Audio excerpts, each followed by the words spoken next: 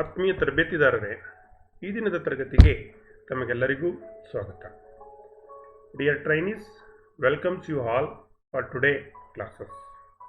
In the last class, we discussed different tools and accessories used in arc welding and arc welding machines. In this class, we will discuss another topic related to arc welding machine, that is polarity in arc welding. Arc welding ನಲ್ಲಿ polarity ಅಂದ್ರೆ ಏನು ಅನ್ನೋದ್ರ ಬಗ್ಗೆ ನಾವು ತಿಳ್ಕೊಳ್ತಾ ಹೋಗೋಣ. At the end of this lesson, you shall be able to state what is polarity in arc welding and importance of polarity. Polarity ಗೆ ಏನು ಇಂಪಾರ್ಟೆನ್ಸ್ ಇದೆ, ಮುಖ್ಯತೆ ಪ್ರಾಮುಖ್ಯತೆ ಏನು, state the types of polarity, ಯಾವ್ಯಾವ ಪೊಲಾರಿಟಿ ಇದೆ ಅದರ ಉಪಯೋಗ ಏನು, state alternating current, alternating current ಅಂದರೆ ಏನು, ಐಡೆಂಟಿಫಿಕೇಶನ್ಸ್ ಆಫ್ ಪೊಲಾರಿಟಿ, ಪೊಲಾರಿಟಿನ ಹೇಗೆ ಐಡೆಂಟಿಫೈ ಮಾಡ್ತಕ್ಕಂಥದ್ದು, ಚಾಯ್ಸ್ ಆಫ್ ಪೊಲಾರಿಟಿ, ಪೊಲಾರಿಟಿನ ಹೇಗೆ ಚಾಯ್ಸ್ ಮಾಡ್ತಕ್ಕಂಥದ್ದು, ಇಂಡಿಕೇಶನ್ ಆಫ್ ರಾಂಗ್ ಪೊಲಾರಿಟಿ, ಒಂದು ವೇಳೆ ಪೊಲಾರಿಟಿ ತಪ್ಪಾಗಿದ್ರೆ ಅದು ಏನು ಇಂಡಿಕೇಟ್ ಮಾಡುತ್ತೆ, ಹೇಗೆ ಐಡೆಂಟಿಫೈ ಮಾಡ್ಕೊಳ್ತೀವಿ, ಇಂಡಿಕೇಶನ್ಸ್ ಹೇಗೆ, the necessity of correct polarity, ಎಷ್ಟು ವಿಷಯಗಳ ಬಗ್ಗೆ ಈ ತರಗತಿಯಲ್ಲಿ ನಾವು ತಿಳಿದುಕೊಳ್ಳೋಣ ಮಕ್ಕಳೇ. ನಾವು let us come to the polarity in arc welding machines. So ನಾನು ಹಿಂದಿನ ತರಗತಿ ಹೇಳಿದ್ದೆ, ಏನು ಹೇಳಿದ್ದೆ ನಿಮಗೆ, ಪೊಲಾರಿಟಿ ಬಗ್ಗೆ ಒಂದು ವರ್ಡ್ ಹೇಳಿದ್ದೆ. ಪೊಲಾರಿಟಿ ಇರ್ತಕ್ಕಂಥದ್ದು ಡಿ ಸಿ ಪವರ್ ಸೋರ್ಸ್ನಲ್ಲಿ ಮಾತ್ರ, ಎ ಸಿ ಪವರ್ ಸೋರ್ಸ್ನಲ್ಲಿ ಯಾವುದೇ ರೀತಿಯಾದಂಥ ಪೊಲಾರಿಟಿ ಇರಲ್ಲ ಅಂತ. ಹಾಗಾದರೆ ಪೊಲಾರಿಟಿ ಅಂದರೆ ಏನು? The polarity of the machine refers to the direction of the current flow. Polarity ಅಂದ್ರೆ ಏನು? Directions of current flow. ಈಗ ಇಲ್ಲಿ ನಿಮಗೆ ಒಂದು ಆರ್ಕ್ ವೆಲ್ಡಿಂಗ್ ಸಪ್ಲೈ ಇರ್ತಕ್ಕಂಥ ಒಂದು ಚಿತ್ರ ಇದೆ. ಇಲ್ಲಿ ಆರ್ಕ್ ವೆಲ್ಡಿಂಗ್ ಮೆಷಿನ್ಸ್ ಇದೆ, ವೆಲ್ಡಿಂಗ್ ಮೆಷಿನ್ಸ್ ಇದೆ. ಈ ವೆಲ್ಡಿಂಗ್ ಮೆಷಿನ್ಸ್ನಲ್ಲಿ ಎಲೆಕ್ಟ್ರೋಡ್ ಕೇಬಲನ್ನು ಕನೆಕ್ಟ್ ಮಾಡಿದ್ದಾರೆ, ಅರ್ತ್ ಕ್ಲ್ಯಾಂಪನ್ನು ಬಂದು ವರ್ಕ್ಗೆ ಕನೆಕ್ಟ್ ಮಾಡಿದ್ದಾರೆ. ಇಲ್ಲಿ ಆರ್ಕ್ ಆಗ್ತಾ ಇದೆ, ಸೊ ವೆಲ್ಡಿಂಗ್ ಮಾಡ್ತಾ ಇದ್ದಾರೆ ಈ ಒಂದು ಚಿತ್ರದಲ್ಲಿ. ಸೊ ಇಲ್ಲಿ ಈ ಕೇಬಲ್ ಇದೆಯಲ್ಲ, ಈ ಕೇಬಲ್ನಲ್ಲಿ ನಾವೇನು ತೋರಿಸಿದ್ವಿ, ಆರೋ ಮಾರ್ಕನ್ನು ತೋರಿಸಿದ್ವಿ. ಕಾಣಿಸ್ತಾ ಇದೆಯಾ ನಿಮಗೆ? ಇಲ್ಲಿ ಈ ಕೇಬಲ್ನಲ್ಲಿ ಆರೋ ಮಾರ್ಕನ್ನು ತೋರಿಸಿದ್ವಿ. ಎರಡೂ ಕೇಬಲಲ್ಲಿ ಆರೋ ಮಾರ್ಕ್ ಇದೆ. ಸೊ ಈ ಆರೋ ಮಾರ್ಕ್ನ ಇಲ್ಲಿ ಫ್ಲೋ ಆಫ್ ಎಲೆಕ್ಟ್ರಾನ್ಸ್ ಅಂತ ತೋರಿಸಿದ್ವಿ. ಎಲ್ಲಿ? ಈ ವರ್ಕ್ ಕೇಬಲ್ಲು, ಎಲೆಕ್ಟ್ರೋಡ್ ಕೇಬಲ್, ಅದನ್ನ ಏನಂತ ಕರಿತೀವಿ? Flow of electrons. ಅಂದರೆ ಈ ಎಲೆಕ್ಟ್ರಾನ್ಸ್ ಏನಾಗ್ತಾ ಇರುತ್ತೆ, ಈ ಕೇಬಲ್ನಲ್ಲಿ ಫ್ಲೋ ಆಗ್ತಾ ಇರುತ್ತೆ. So that is called, that means the polarity means, the polarity refers to the direction of current flow. Current ಯಾವ ಡೈರೆಕ್ಷನ್ಸ್ಗೆ ಫ್ಲೋ ಆಗ್ತಾ ಇದೆ ಅನ್ನೋದನ್ನು ಸೂಚಿಸ್ತಕ್ಕಂಥದ್ದೇ ಪೊಲಾರಿಟಿ. ಯಾವುದರಲ್ಲಿ? ಈ ಆರ್ಕ್ ವೆಲ್ಡಿಂಗ್ ಮೆಷಿನ್ಸ್ನಲ್ಲಿ. ಈ polarity can be obtained only in D C power source. Polarity ಯಾವ ಮೆಷಿನ್ಸ್ನಲ್ಲಿ ಇರ್ತಕ್ಕಂಥದ್ದು? D C supply, D C power ಸೋರ್ಸ್ನಲ್ಲಿ ಮಾತ್ರ. Polarity can be obtained only in D C. ಅರ್ಥ ಆಯ್ತಲ್ಲ? ಸೊ ಮುಂದಿನದು, polarity may be straight or reverse. ನಿಮಗೆ ಈ ಚಿತ್ರದಲ್ಲಿ ಎರಡು ಕೊಟ್ಟಿದ್ದೀನಿ. ಇಲ್ಲಿ direct current, electrode negative. So D C E N ಅಂತ ಇದೆ ನೋಡಿ, direct current, electrode negative. Electrode ಏನಿದೆ? Negative. So that is called ಒಂದು ಡಿ ಸಿ ಎನ್ ಅಂದರೆ ಡೈರೆಕ್ಟ್ ಕರೆಂಟ್, ಎಲೆಕ್ಟ್ರೋಡ್ ನೆಗೆಟಿವ್. ಇನ್ನೊಂದು ಡೈರೆಕ್ಟ್ ಕರೆಂಟ್, ಎಲೆಕ್ಟ್ರೋಡ್ ಪಾಸಿಟಿವ್ ಅಂತ ಕೊಟ್ಟಿದ್ದೀವಿ, ಡಿ ಸಿ ಇ ಪಿ ಅಂತ ಇದೆ. Direct current, electrode positive. ನೋಡಿ ಇಲ್ಲಿ ಎಲೆಕ್ಟ್ರೋಡ್ಗೆ ಕೇಬಲನ್ನು ಕರೆಕ್ಟ್ ಮಾಡಿದ್ದಾರೆ. ಇಲ್ಲಿ ಡಿ ಸಿ ಮಿಷಿನ್ಸ್ ಇದು, ಈ ಪವರ್ ಸೋರ್ಸ್ ಮೈನಸ್ ಇದೆಯಲ್ಲ, ಮೈನಸ್ಸಿಂದ ಏನಾಗ್ತಾ ಇದೆ, ನೆಗೆಟಿವ್ ಪೋಲಿಂದ ಎಲೆಕ್ಟ್ರೋಡ್ ಕನೆಕ್ಟ್ ಮಾಡಿದ್ದಾರೆ. ಇಲ್ಲಿ ಈ ಕಡೆ ಡಿ ಸಿ ಇ ಪಿ ಇದೆಯಲ್ಲ, direct current, electrode positive, positive ಇಂದ ಎಲ್ಲ ಕನೆಕ್ಟ್ ಮಾಡಿದ್ದಾರೆ, ಎಲೆಕ್ಟ್ರೋಡ್ ಕನೆಕ್ಟ್ ಮಾಡಿದ್ದಾರೆ. ಅಂದರೆ this polarity is only obtained only in D C power source and this polarity may be straight ಅಥವಾ ರಿವರ್ಸ್. ಇದು ಸ್ಟ್ರೈಟ್ ಇರ್ಬೋದು ಅಥವಾ ರಿವರ್ಸ್ ಇರ್ಬೋದು. ಇದನ್ನ ನೆಗೆಟಿವ್ ಅಂಡ್ ಪಾಸಿಟಿವ್ ಪೊಲಾರಿಟಿ ಅಂತ ಕೂಡ ನಾವು ಕರಿತೀವಿ. ಅದನ್ನು ಮುಂದೆ ಹೇಳ್ತಾ ಹೋಗ್ತೀನಿ ನಾನು.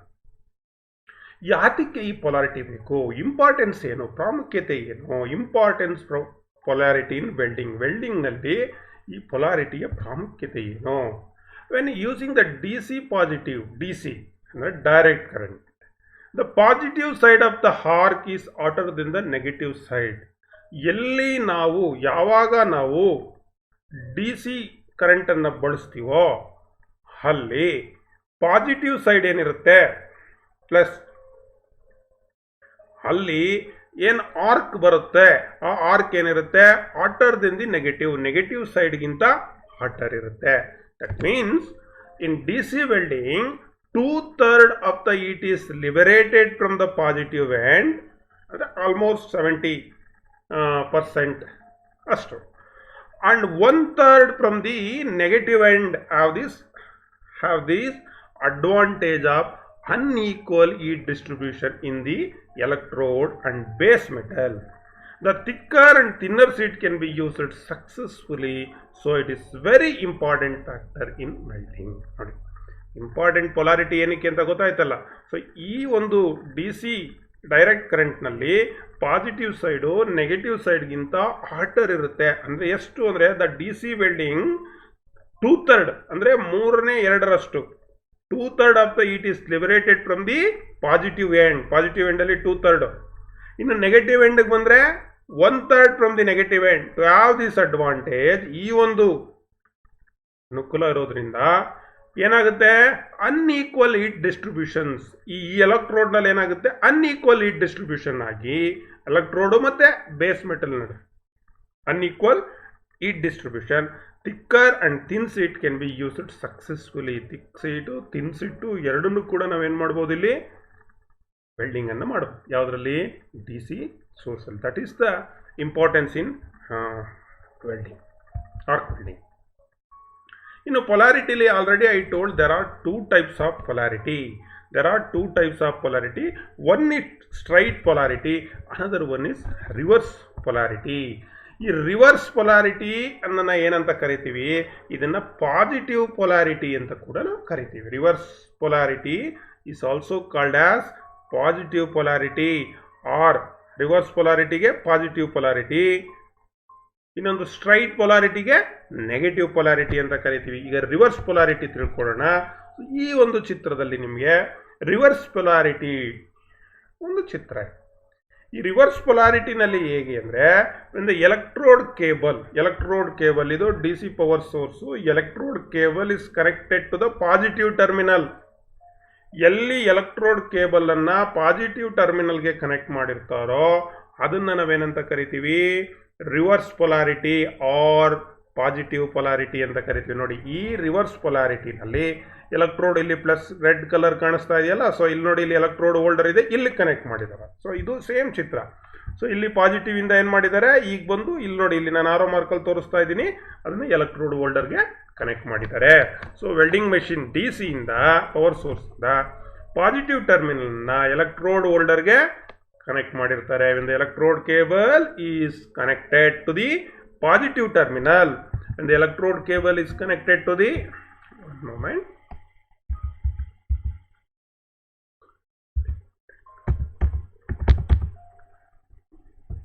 okay,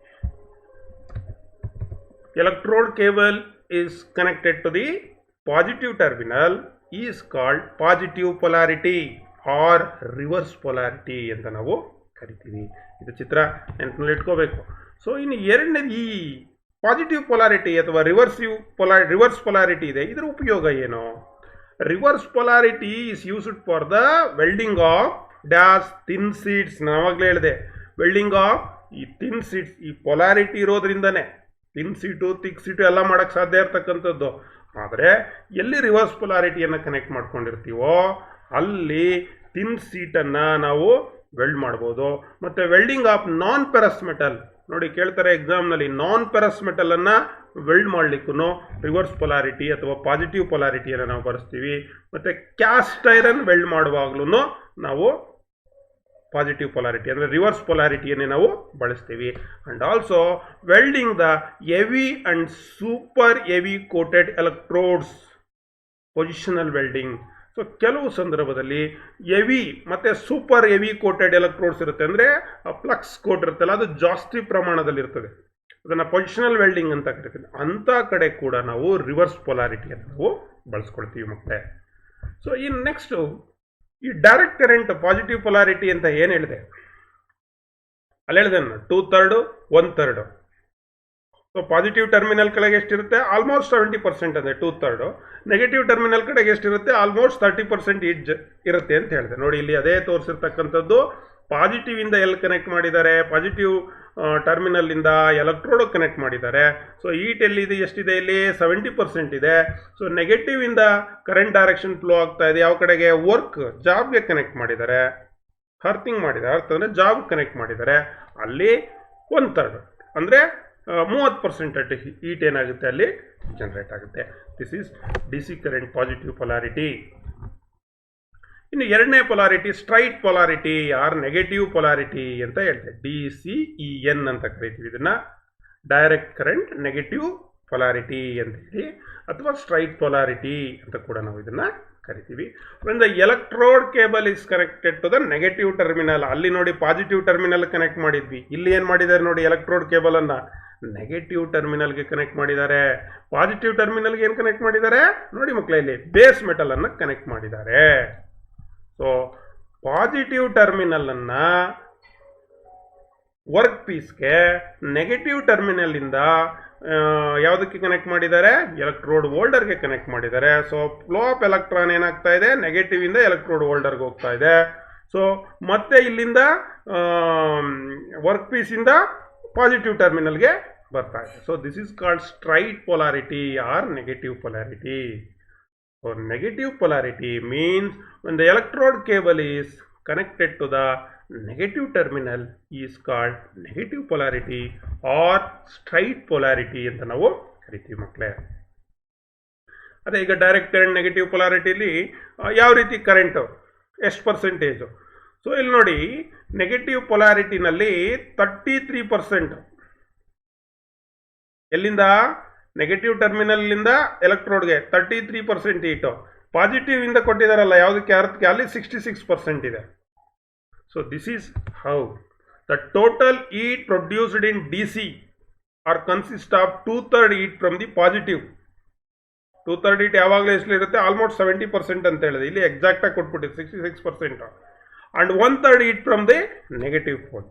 1/3 heat from the negative pole ಅಂದರೆ ಟೋಟಲ್ ಈಟ್ ಪ್ರೊಡ್ಯೂಸ್ DCನಲ್ಲಿ ಒಂದು ಕಡೆ 70%, ಒಂದು ಕಡೆ 30%, ಅಂದರೆ 2/3 ಅಂದರೆ 66% ಬರುತ್ತೆ.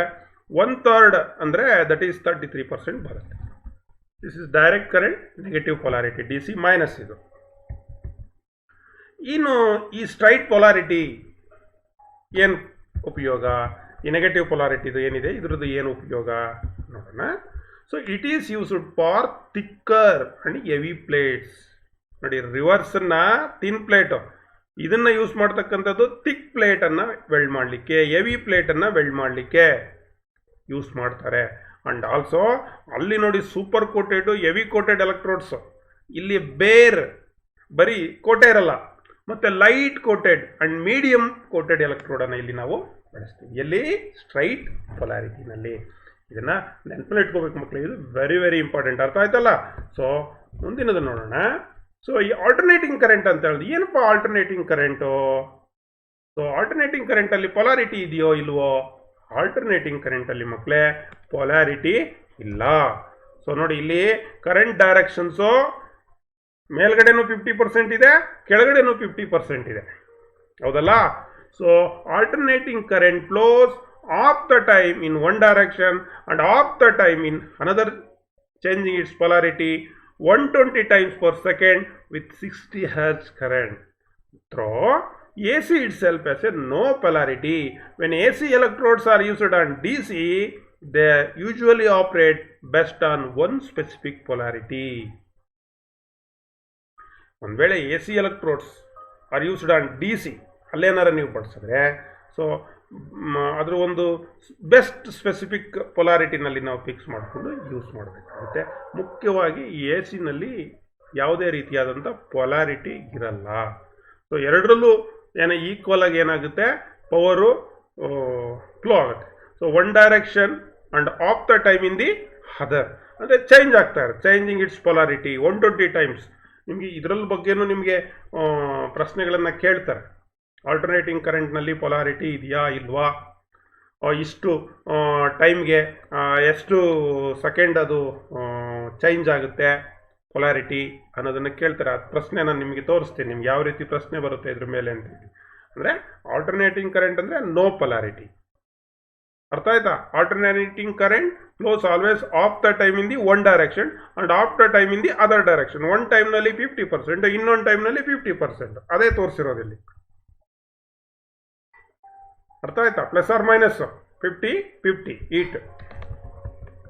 ಇನ್ನು ಈ ಪೊಲಾರಿಟಿಯನ್ನು ಐಡೆಂಟಿಫೈ ಮಾಡೋದು ಹೇಗೆ, ಗುರ್ತಿಡಿಯೋದು ಹೇಗೆ? Positive or negative terminals on a DC welding machine can be identify the following test. ಆ ಪಾಸಿಟಿವ್ ಅಥವಾ ನೆಗೆಟಿವ್ ಟರ್ಮಿನಲ್ ನಿಮ್ಗೆ ಗೊತ್ತು. ಪಾಸಿಟಿವ್ ಟರ್ಮಿನಲ್ಲಿಂದ ಎಲೆಕ್ಟ್ರೋಡ್ ಕೊಟ್ಟರೆ ಯಾವುದು, ನೆಗೆಟಿವ್ ಟರ್ಮಿನಲ್ಲಿಂದ ಎಲೆಕ್ಟ್ರೋಡ್ ಕೊಟ್ಟರೆ ಯಾವುದು ನಿಮ್ಗೆ ಗೊತ್ತು. ಅದು ಪಾಸಿಟಿವ್ ಪೊಲಾರಿಟಿನೋ ನೆಗೆಟಿವ್ ಪೊಲಾರಿಟಿನೋ ಅಂತ ನೀವು ಏನು ಮಾಡ್ತೀರಿ ಹೇಳ್ಬಿಡ್ತೀರಿ. ಆದರೆ ಕೆಲವು ಟೆಸ್ಟ್ ಇದೆ. ಯಾವ ಟೆಸ್ಟು? ಒಂದು ಕಾರ್ಬನ್ ಎಲೆಕ್ಟ್ರೋಡ್ ಟೆಸ್ಟ್ ಅಂತ ಕರೀತಾರೆ, ಇನ್ನೊಂದು ವಾಟರ್ ಟೆಸ್ಟ್ ಅಂತ ಕರೀತಾರೆ. ಒಂದು ಕಾರ್ಬನ್ ಎಲೆಕ್ಟ್ರೋಡ್ ಟೆಸ್ಟ್, ಇನ್ನೊಂದು ವಾಟರ್ ಟೆಸ್ಟ್ ಅಂತ ನಾವು ಕರಿತೀವಿ. ಅವೆರಡನ್ನು ಹೇಳ್ತೀನಿ ನಿಮಗೆ. ಕಾರ್ಬನ್ ಎಲೆಕ್ಟ್ರೋಡ್ ಟೆಸ್ಟ್ ಅಂತ ಇದು ಚಿತ್ರ ಏನಿದೆ, ಇದು ಕಾರ್ಬನ್ ಎಲೆಕ್ಟ್ರೋಡ್ ಟೆಸ್ಟ್ ಅಂತ ಕರಿತೀವಿ. ಇಲ್ಲಿ ನೋಡಿ, ಒಂದು DC ಮೆಷಿನ್ಸ್ ಇದೆ.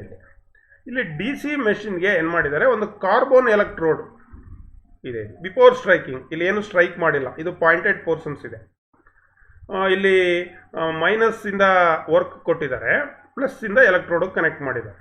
ಈಗೇನು ಮಾಡಿದ್ದಾರೆ, ಆಫ್ಟರ್ ಸ್ಟ್ರೈಕಿಂಗ್ ನಾವು ಸ್ಟ್ರೈಕ್ ಮಾಡಿದ್ದೀವಿ ಯಾವುದ್ರ ಮೇಲೆ, ಮೆಟಲ್ ಮೇಲೆ. ಸೊ ಆರ್ಕ್ ಬ್ಲೋ ಆಗಿದೆ. ಸೊ ಆರ್ಕ್ ಬ್ಲೋ ಆದಾಗ ಏನಾಗುತ್ತೆ, ಆರ್ಕ್ ಬಂದಾಗ ಏನಾಗುತ್ತೆ, ಈ ಪಾಯಿಂಟೆಡ್ ಎಲೆಕ್ಟ್ರೋಡ್ ಇತ್ತಲ್ಲ ಇದು ಬ್ಲಂಟ್ ಆಗುತ್ತೆ. ಈ ಪಾಯಿಂಟೆಡ್ ಎಲೆಕ್ಟ್ರೋಡ್ ಏನಾಗುತ್ತೆ, ಬ್ಲಂಟ್ ಆಗುತ್ತೆ. ಸೊ ಇದನ್ನ ಕಾರ್ಬನ್ ಎಲೆಕ್ಟ್ರೋಡ್ ಟೆಸ್ಟ್ ಅಂತ ಕರಿತೀವಿ. Striking on arc welding normal range current with the help of carbon electrode. Carbon electrode ಅಂದರೆ ಕೋಟಿಂಗ್ ಇರಲ್ಲ ಅದರಲ್ಲಿ. ಕಾರ್ಬನ್ ಎಲೆಕ್ಟ್ರೋಡ್ ನೋಡಿ ಈ ರೀತಿ ನೋಡಿ, pointed at it's end using DC.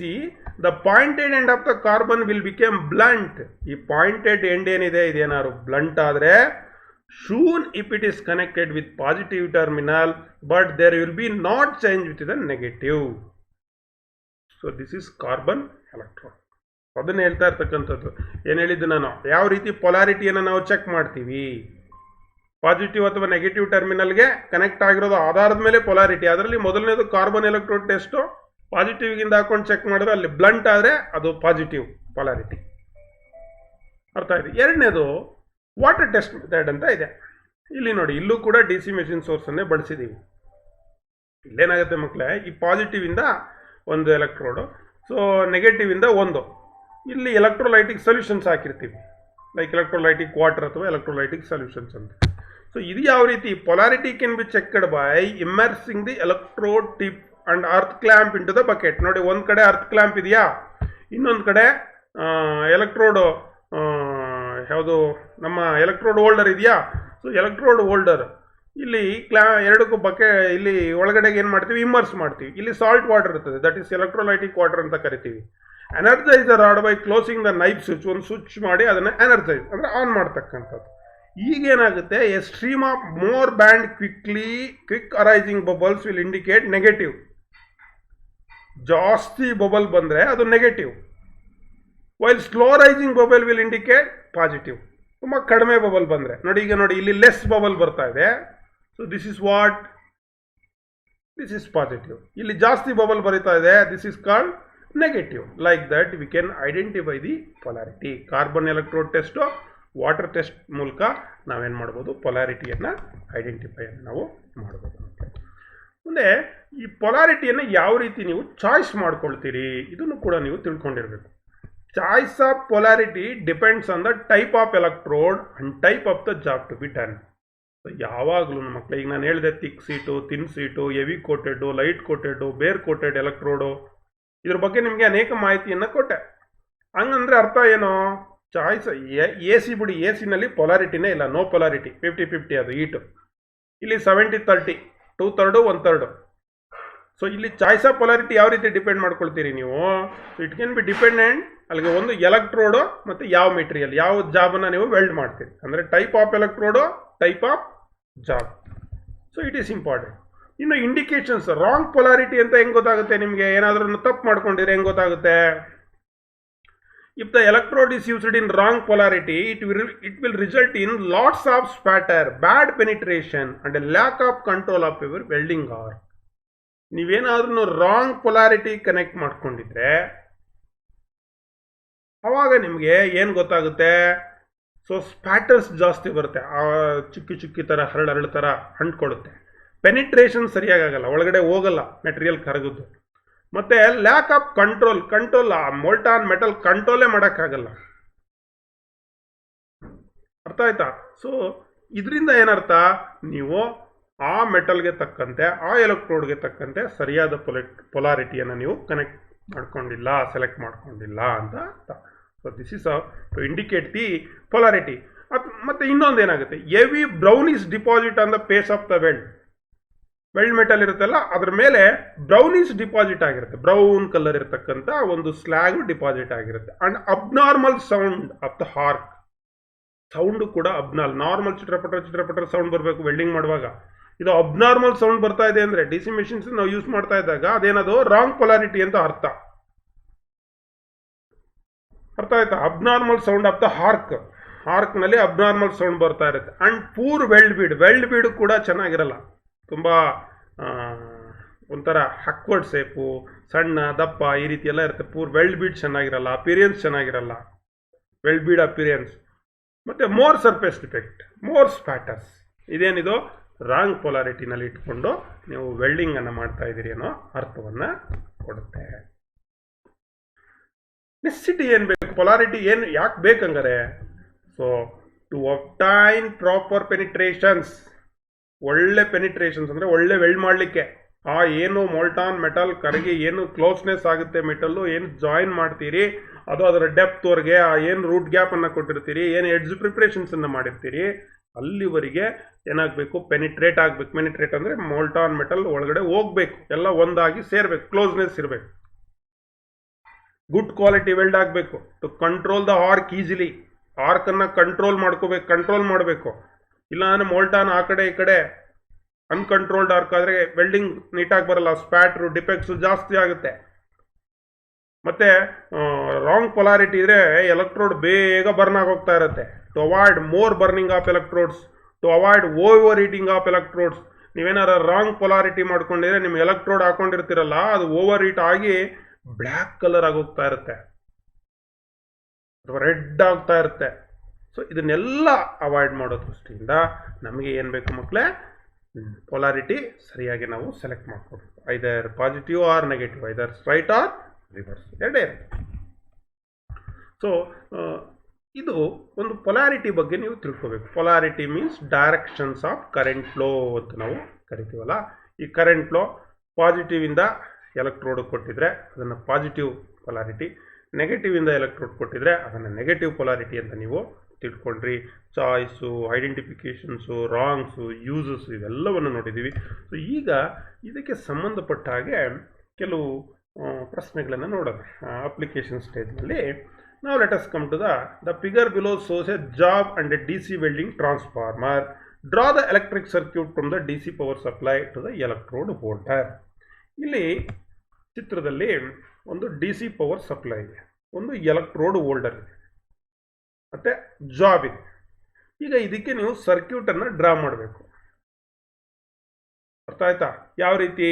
ಈಗ ಪಾಸಿಟಿವಿಂದ ಎಲ್ಲ ಕೊಡಬೇಕು, ನೀವು ಎಲೆಕ್ಟ್ರೋಡ್ ಕೊಡಬೇಕು. ನೋಡಿ, ಪಾಸಿಟಿವಿಂದ ಎಲ್ಲ ಕೊಟ್ಟಿದ್ದಾರೆ, ಇಲ್ಲಿ D C power source, D C welding transformer, draw the electric circuit from D C power supply to the electrode holder. So ನೋಡಿ, ಈ ಒಂದು ಡಿ ಸಿ ಸೋರ್ಸಿಂದ ಪಾಸಿಟಿವಿಂದ ಎಲ್ಲಿ ಕೊಟ್ಟಿದ್ದಾರೆ, ಇಲ್ಲಿ ಕೊಟ್ಟಿದ್ದಾರೆ. ಸೊ ನೆಗೆಟಿವಿಂದ ಎಲ್ಲಿ ಕೊಟ್ಟಿದ್ದಾರೆ, ಎಲೆಕ್ಟ್ರೋಡ್ ಕೊಟ್ಟಿದ್ದಾರೆ.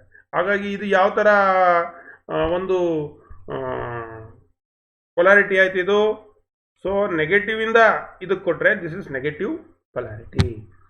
ಸೊ ದೆನ್ ಅನದರ್ ಒನ್, ಇಲ್ಲಿ ಒಂದು ಸರ್ಕ್ಯೂಟ್ ಕೊಟ್ಟಿದ್ದಾರೆ, ಇದು ಯಾವ ಪೊಲಾರಿಟಿ ಹೇಳ್ಬೇಕು, ಯಾವ್ಯಾವ polarity?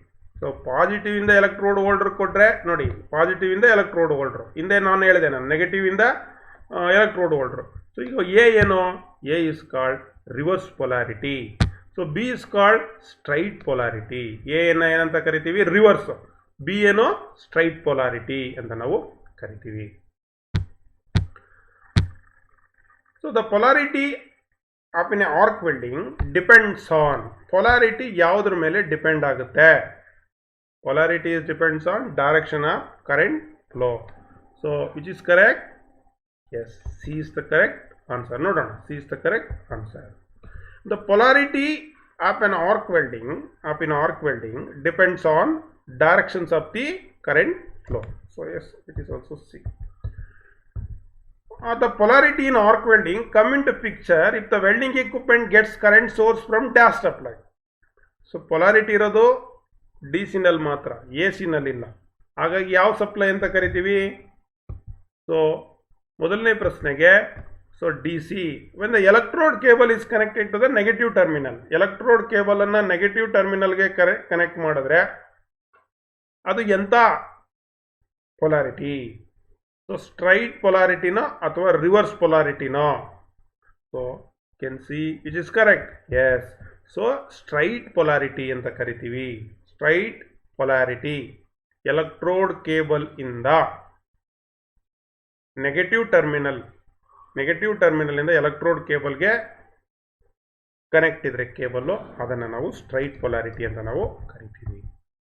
So the direction of flow of current in welding will be in reverse direction if the electrode cable is connected to the dash terminal.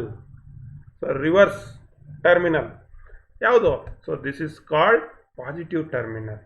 In the direction of current in welding will be in reverse direction if the electrode cable is connected to the dash terminal, that is called positive terminal. Reverse direction ಅಂದ್ರೆ ಅಲ್ಲಿ positive ಟರ್ಮಿನಲ್ಗೆ connect ಮಾಡಿರ್ತಾರೆ. Which type of power supply has a no polarity at their terminals? ಯಾವುದರಲ್ಲಿ polarity ಇಲ್ಲ? A C ನಲ್ಲಿ. ಮೊದಲೇ ಹೇಳಿದ್ದೀನಿ, A C has a no polarity. So ಈ ರೀತಿ ಪ್ರಶ್ನೆಗಳನ್ನು ಮಕ್ಕಳೇ ನಿಮಗೆ ಪರೀಕ್ಷೆಯಲ್ಲಿ ಕೇಳ್ತಾರೆ. ಸೊ ನೀವು ಪ್ರಿಪೇರ್ ಆಗಿ ಇಲ್ಲಿರೋ ಅಜೈನ್ಮೆಂಟನ್ನು ಒಂದ್ಸಲಿ ಅಭ್ಯಾಸವನ್ನು ಮಾಡಿ. Thanks to one and all for hearing us till now. ಎಲ್ಲರಿಗೂ ಧನ್ಯವಾದಗಳು. ಶುಭವಾಗಲಿ.